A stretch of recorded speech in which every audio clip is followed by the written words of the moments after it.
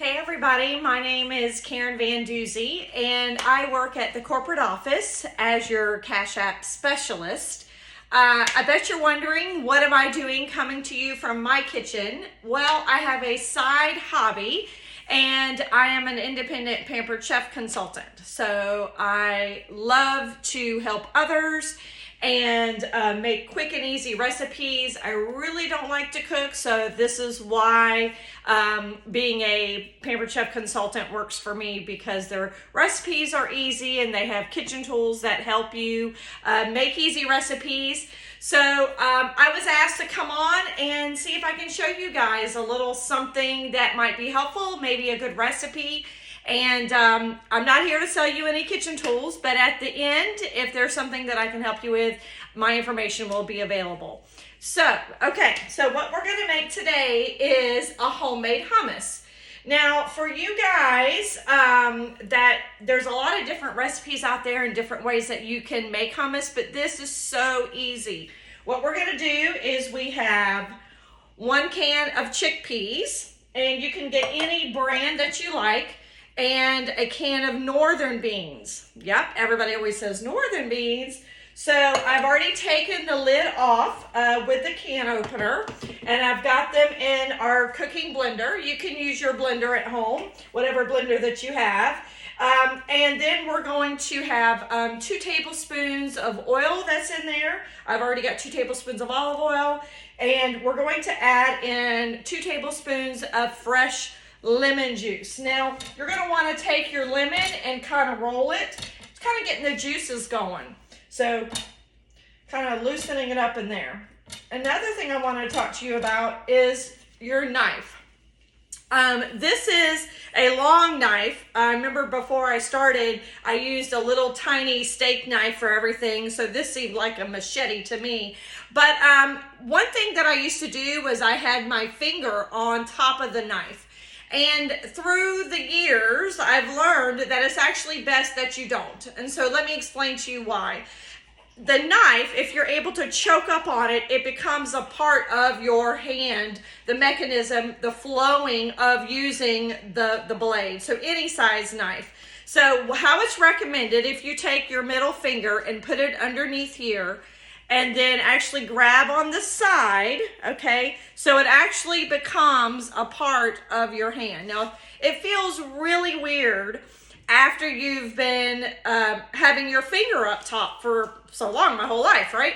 So if you'd like to, you could just take this finger and put it underneath and then grab until you get a little bit more used to it, and then you can choke up on it a little more. So, your homework is, if you put your finger on top of your blade, go ahead and give it a try, and try to not do that, and grab a hold this way, and to slice and see. It does definitely feel weird, but you will have a lot more control of your knife. Okay, so what we're gonna do is we're gonna go ahead and we're gonna slice through this lemon, and we have a citrus press. So this is great for your lemons or your limes if you're someone that you do a lot of, your lemon in your water or in your recipes. It's super easy to get a press, and that way you're not squeezing it with your hands. Okay, so we need 2 tablespoons, and just from practice, I kind of know that I just need half of a lemon, but let me just go ahead and we'll just go ahead and get 1 in there, and all right, 1 down, 1 to go.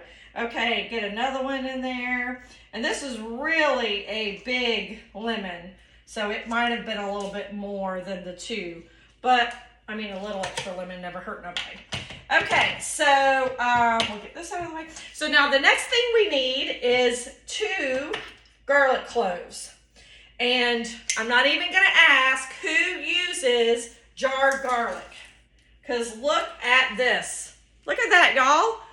Okay, so jarred garlic is just not as flavorful and healthy for you as fresh. So if you can get fresh garlic and just squeeze it, it's super easy to clean up. Look at that, look. And the taste is gonna be so so different. And you just take it, twirl it around, and then your skin comes out. You didn't have to peel it. So, all right, that's fresh garlic. Now, the last part is the juice from the chickpeas. That's the extra juice because we gotta have some liquid. And then lastly, so we have chickpeas, Great Northern beans, 2 tablespoons of oil, 2 tablespoons of lemon, the 1/4 cup of the chickpea juice, and 2 garlic cloves. Sounds like a lot of 2s, doesn't it? Okay, so then we're going to put in some Everything Bagel. So the neat thing is the recipe calls for sesame seeds, and this is great because Everything Bagel has sesame seeds and garlic and all kinds of other great stuff. So it's going to be perfect. So we're just going to put 1 tablespoon in of the Everything Bagel. And while I'm thinking of it, you guys, do you ever have some some seasonings and they kind of clump up, or they don't seem like they stay as fresh as long as you think that they should? You don't go through them as often. One thing that I found is when you're cooking on a hot stove and you've got the steam and you just kind of do a sprinkle, it's that moisture is getting in there and it's causing it to clump. So now in particular, our particular seasonings don't really have a lot of preservatives to help for the anti-caking. So they could be very prone to doing that. So it's best to scoop out your seasoning and put it in your recipe rather than over sprinkling over the heat that way. Anyway, sorry, side note. Okay, so now we're ready to go. I'm just gonna put my lid on. Let's see, I got everything. Put my lid on. And then we're gonna put this on grind. And this is for 2 minutes and 20 seconds. I am not going to keep you here. I'm going to let it start just so that you can hear it. But I don't want to keep you here for 2 minutes and 20 seconds. I'll pop back on and show you the finished product. Okay? I hope you enjoy it. Thanks, everybody.